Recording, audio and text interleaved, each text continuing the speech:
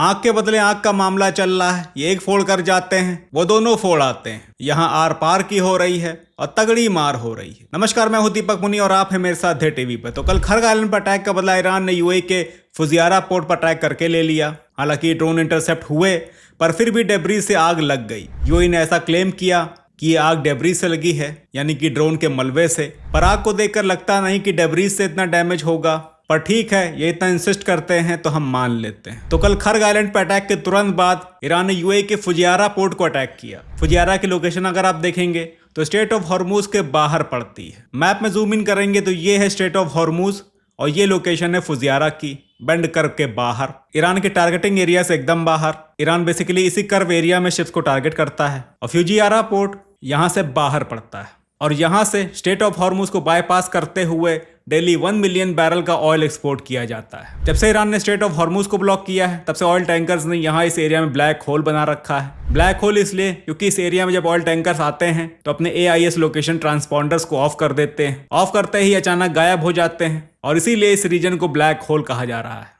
ये शिप्स यहाँ पर फिर आराम से ऑयल को लोड करते हैं और अपनी डेस्टिनेशन को निकल जाते हैं। तो इस तरह से यहाँ पर एक लीकेज हो रही थी। ईरान की नोटिस में था पर ईरान इसको छू नहीं पा रहा था। वजह ये थी कि ईरान बस इन देशों में यूएस के एसेट्स को ही टारगेट कर रहा था। ईरान का ऑब्जेक्टिव था कि स्ट्रेट ऑफ हॉर्मूज को ब्लॉक करके यूएस और यूएस के अलायंस के टोटल ऑयल को ब्लॉक करे, पर फुजियारा से लीकेज हो रही थी। फुजियारा पोर्ट से टैंकर डेली ऑयल लेकर निकल जा रहे थे। ईरान इस लीकेज को बंद करने के मौके ढूंढ रहा था पर मौके मिल नहीं रहे थे। लेकिन कल यूएस ने खर्ग आइलैंड पर अटैक करके ये मौका ईरान को दे दिया। इस वक्त ईरानियन रिजीम का चेहरा और ईरान के फॉरेन मिनिस्टर अब्बास अराक्ची ने कहा कि कल रात यूएस ने खर्ग को स्ट्राइक करने के लिए आर्टिलरी रॉकेट सिस्टम हिमार्स का यूज किया। ये एक लो रेंज रॉकेट हैं जिनको बहुत दूर से फायर नहीं किया जा सकता, इसलिए सर्टेनली इनको हमारे नेबर्स के सॉइल से ही फायर किया गया है। अब्बास अराक्ची ने कहा कि हमारी फोर्सेस ने ट्रैक किया है और हम जानते हैं कि इनको यूएई के रसल खैमा और दुबई के पास से लॉन्च किया गया है। अब्बास अराक्ची ने यह भी चिंता जताई कि यूएस इन रॉकेट्स को हाई पॉपुलेटेड एरिया से लॉन्च कर रहा है, जो काफी डेंजरस हो सकता है।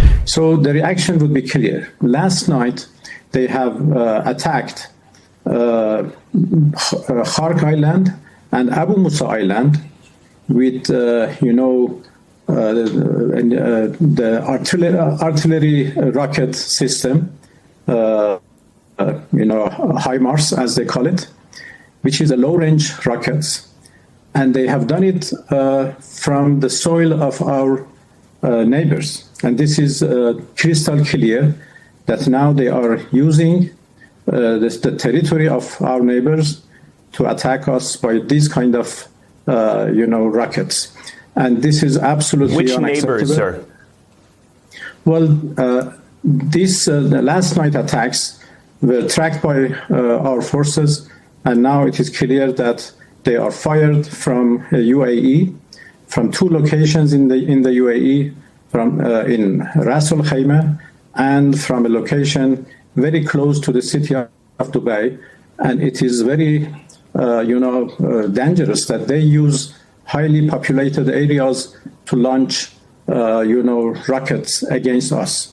सो अब यूएई के बंदरगाह जहां से यूएस अलाइड फोर्सेस के टैंकर्स जा रहे हैं, यूएस से कनेक्टेड बाकी के एसेट्स अब ईरान रिजीम के प्राइम टारगेट्स हैं। ईरान ने स्ट्राइक के बाद न केवल फुजियारा बल्कि जबल अली और खलीफा पोर्ट को भी आम लोगों को खाली करने की वार्निंग दी। तो ईरान ने फुजियारा से ये ऑयल लीकेज बंद कर दी। पर यूएई के लिए बैड न्यूज ये है कि मोर अटैक्स आर कमिंग। रिपोर्टर ने आगे पूछा कि आप ये सब क्यों कर रहे हैं, तो अब्बास अराक्ची ने कहा कि it's an eye for an eye, यानी कि आंख के बदले आंख।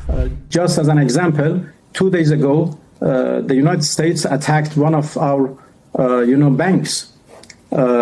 They are doing, they are attacking our, cities and our and civilian targets. They attacked a school in Minab. It is very well known for the whole world. They have attacked some hospitals. 2 days ago, they attacked a bank of Iran. A building belongs to a bank.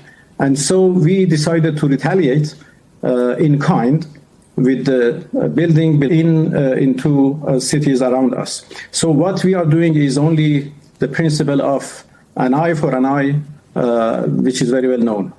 सवाल इनसे straight of Hormuz पर भी पूछे गए। Araghchi ने कहा कि straight of Hormuz खुला है, बंद सिर्फ यूएस और उनके अलाइज के लिए है। हालांकि काफी टैंकर सिक्योरिटी कंसर्न्स की वजह से इसे क्रॉस नहीं कर रहे हैं, पर स्ट्रेट बंद नहीं है। Well, as a matter of fact, the Strait of Hormuz is open. It is only closed to the tankers and ships belong to our enemies, to those who are attacking us and their allies. Others are free to pass. Of course, many of them prefer not because of their security concerns. This has nothing to do with us. And at the same time, there are many tankers and ships who are passing through the Strait of Hormuz, and I can say that the strait is not closed, but it is only closed to American, Israeli, ships and tankers, and not to others. जी हाँ, बिल्कुल straight of Hormuz बंद नहीं है। पिछले 3 दिनों में इस straight से भारत के लिए कम से कम 5 टैंकर्स निकले हैं, जिनकी इन्फॉर्मेशन भी पब्लिक है। ऑयल टैंकर शेनलोंग लगभग 1,35,000 मैट्रिक टन ऑयल लेकर सबसे पहले 12 मार्च को आया। फिर उसके बाद 14 को 2 टैंकर्स पुष्पक और परिमल आए, और लास्ट में अभी एलपीजी कैरियर शिवालिक और Nanda Devi straight of Hormuz को सेफली पार करके अगले 2 दिनों में भारत पहुंच जाएंगे। और ये यूं ही नहीं हुआ, ये रिजल्ट है हमारी लॉन्ग स्टैंडिंग फॉरेन पॉलिसी का। इसको आप नॉन अलाइनमेंट भी बोल सकते हैं, इसको आप मल्टी अलाइनमेंट भी बोल सकते हैं, इसको आप स्ट्रेटेजिक ऑटोनॉमी भी बोल सकते हैं। हर पर्सपेक्टिव से ये हमारी नेशनल इंटरेस्ट को सर्व करती है। एनीवे, तो स्ट्रेट बंद सिर्फ यूएस और यूएस के अलाइज के लिए। कल ट्रंप ने अपने सभी अलाइज का आह्वान किया और कहा कि जिसके जिसके टैंकर्स भी अंदर फंसे हैं वो अपनी अपनी वॉरशिप्स लेकर आएं और स्ट्रेट ऑफ हॉर्मुज को खुलवाने में हेल्प करें। इंटरेस्टिंग बात यह रही कि यहाँ पर इन्होंने चाइना को भी इन्वाइट किया। ट्रंप के अलाइंस में रिस्पांस अभी तक किसी का नहीं आया है, सब बस सोच रहे हैं, क्योंकि ट्रंप के इस फिरके में कोई फंसना नहीं चाहता अनलेस ये कंपल्शन ना हो जाए। जैसे कि अगर आप ट्रंप नेटो का आर्टिकल 51 इन्वोक कर देते हैं, जो कहता है कि attack on one country is considered attack on rest of them, तो यूरोपियन नेटो कंट्रीज के पास कोई चॉइस नहीं रहेगी। इधर ट्रंप ने कहा कि हम अभी सीज फायर के लिए तैयार नहीं हैं। ईरान कहता है कि सीज फायर करना है तो पहले हमारी कंडीशंस को पूरी करो। तो कुल मिलाकर ये कह सकते हैं कि अभी कोई भी इस वॉर को बंद करने के फेवर में नहीं है। अगले 2 दिन बहुत इंपॉर्टेंट होने वाले हैं, क्योंकि अब यूएस डिसाइड करेगा कि वो आगे क्या करना चाहता है। बिटवीन यूएस और ईरान के इस वॉर में कोई नॉन पार्टी सबसे ज्यादा सफर कर रहा है तो वो है यूएई। ईरान यूएई के बीच कोई पर्सनल खुन्नस तो नहीं है जो ईरान अब निकाल रहा है। किसी को जानकारी हो तो जरूर बताइएगा। तो मिलते हैं अगली वीडियो में और अपडेट्स के साथ।